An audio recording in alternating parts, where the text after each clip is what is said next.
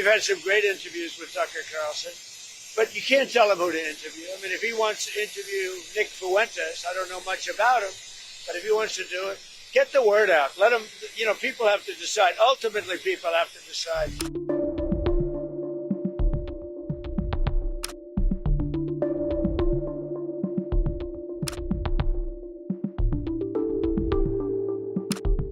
In late October, Tucker Carlson, a top surrogate for Trump's re-election campaign, who was given a primetime speaking slot at the Republican National Convention last year, interviewed Nick Fuentes on his podcast.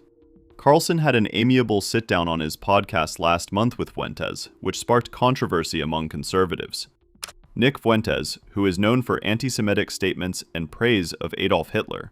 During the discussion, the two talked about U.S.-Israel relations and the label of anti-Semite often applied to Israel's critics.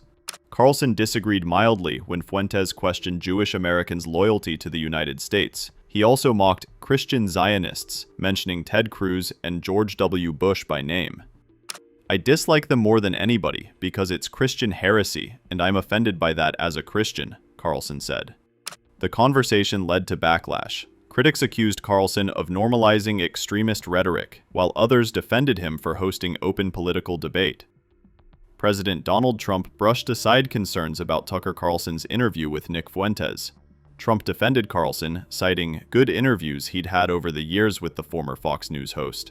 President, Tucker Carlson recently had a friendly interview with anti-Semite Nick Fuentes. Tucker Carlson, what role do you think Tucker Carlson could play in the Republican Party and the conservative movement going forward? Well, I found him to be good. I mean, he said good things about me over the years. I think he's good. We've had some good interviews. I did an interview with him. We had 300 million hits. You know that. Look, I can't tell him. Should he be? Will you let me finish my statement? You are the worst. You're with Bloomberg, right? You are the worst. I don't know why they even have you. We've had some great interviews with Tucker Carlson, but you can't tell him who to interview. I mean, if he wants to interview Nick Fuentes, I don't know much about him, but if he wants to do it, get the word out. Let him, people have to decide. Ultimately, people have to decide. The mayor of New York, I will say, would like to meet with us and we'll work something out, but he would like to come to Washington and meet, and we'll work something out. We want to see everything work out well for New York. You yourself had dinner with Nick Fuentes at Mar-a-Lago a few years ago. What role should he play in the conservative movement? Well, I didn't know he was coming, and he was with, as you know, somebody, Kanye. And Kanye asked if he could have dinner, and he brought Nick. I didn't know Nick at the time.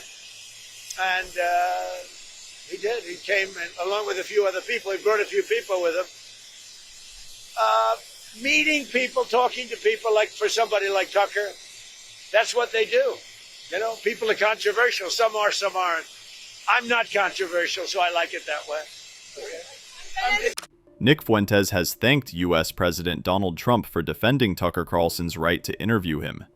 The interview was, in many ways, the culmination of Carlson's growing feud with conservative fellow travelers.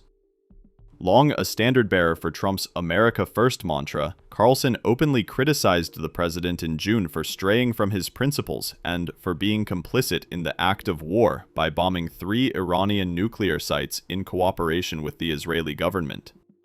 In the months following the airstrikes, Carlson continued to question Israel's strategic value to the U.S. In early September, after Turning Point USA conservative activist Charlie Kirk vowed that Carlson would still be speaking at the group's events, a pro-Israel donor angrily revoked a $2 million pledge to Turning Point. Then came the interview with Fuentes, which instantly made Carlson radioactive among many on the right. When Kevin D. Roberts, the president of the Heritage Foundation conservative think tank, spoke up to defend Carlson, he was pilloried by colleagues for having done so, prompting Roberts to apologize. Carlson's two good friends in the White House, Trump and Vice President J.D. Vance, have been conspicuous in their silence. "I've never gotten along better with him," Carlson said of the current status of his relationship with Trump. "He's never been nicer." But, Carlson conceded, his attacks on Israel, along with his gentle treatment of Fuentes, cost him friendships and led to death threats. "I just want to be clear about this. I knew what would happen," Carlson said of the reaction to his anti-Israel posture, "and I felt that, at this point in my life, I can take it, and it's worth it because I want to force a rational public conversation about what's in our country's interest. Still, Carlson has deep ties in the movement. He campaigned for Trump in 2024 and, along with Kirk, was one of the most vocal Republicans to urge Trump to select Vance as his running mate.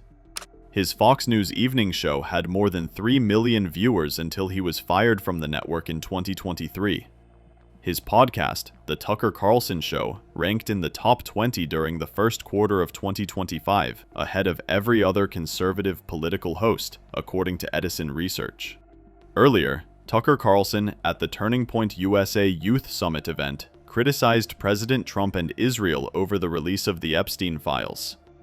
The thing I hated most was their total unwillingness to answer any question about why they were doing what they were doing, because it was just too insulting. And every single time I would just feel like raising the middle finger and screaming obscenities, which is not an adult response, I'll concede, but that's how I felt.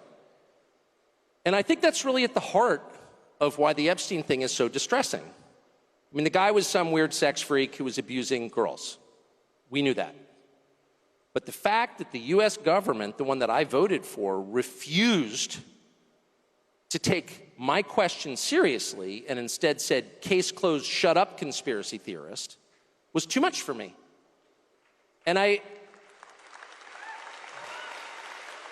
don't think the rest of us should be satisfied with that. And by the way, let me just say really quickly, because I was so mad about it that I think I found out part of what's going on.